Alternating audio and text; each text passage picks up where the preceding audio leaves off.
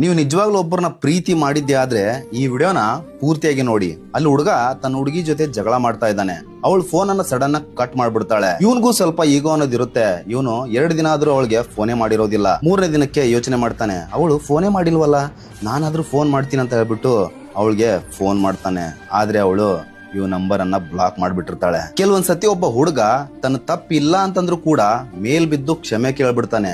ಅದೇ ಅವರು ವೀಕ್ನೆಸ್ ಅನ್ಕೊಂಡ್ಬಿಡ್ತಾರೆ. ನೋಡಿ, ಒಬ್ಬರನ್ನ ಪ್ರೀತಿ ಮಾಡ್ತಾ ಇದೀವಿ ಅಂತಂದ್ರೆ ಅವ್ರ ಮಧ್ಯೆ ಜಗಳ ಬಂದೇ ಬರುತ್ತೆ, ಮನಸ್ತಾಪನ ಉಂಟಾಗುತ್ತೆ. ಹಂಗಂತ ಅದೇ ಜಗಳನ ನೆಪ ಮಾಡ್ಕೊಂಡು ದೂರ ಹೋಗ್ಬಾರ್ದು. ಹಂಗಂತ ನಮ್ ಹುಡುಗನೋ ನಮ್ ಹುಡುಗಿನೋ ಪದೇ ಪದೇ ಕ್ಷಮಿಸ್ತಾ ಇದಾರ ಅಂತಂದ್ರೆ ಅದನ್ನೇ ದುರುಪಯೋಗ ಮಾಡ್ಕೋಬಾರ್ದು. ನಮ್ಮ ಮನೆಯಲ್ಲಿ ಅಪ್ಪ ಅಮ್ಮನೋ ಅಕ್ಕ ತಂಗಿನೋ ಅಣ್ಣ ತಮ್ಮನೋ ಅವ್ರ ಜೊತೆ ಜಗಳ ಆಡ್ತಾನೆ ಇರ್ತೀವಿ. ಹಂಗಂತ ಅವ್ರ ಜೊತೆ ಸಂಬಂಧ ಮುರ್ಕೋತೀವ. ಎಷ್ಟೇ ಜಗಳ ಆಡಿದ್ರು ಕೂಡ ಅದು ನನ್ ಫ್ಯಾಮಿಲಿ ಅಂತ ಹೆಂಗ್ ಅಂತೀವೋ ಹಂಗೆ ಒಬ್ಬರನ್ನ ಪ್ರೀತಿ ಮಾಡಿದ್ಮೇಲೆ ಅವರು ನನ್ನವರು, ಅವರು ನನ್ನ ಸಂಬಂಧ, ಅವರು ನನ್ನ ಫ್ಯಾಮಿಲಿ ಅಂತ ಯಾಕೆ ಅನ್ಕೊಳ್ಳೋದಿಲ್ಲ. ಸಣ್ಣ ಪುಟ್ಟ ಜಗಳ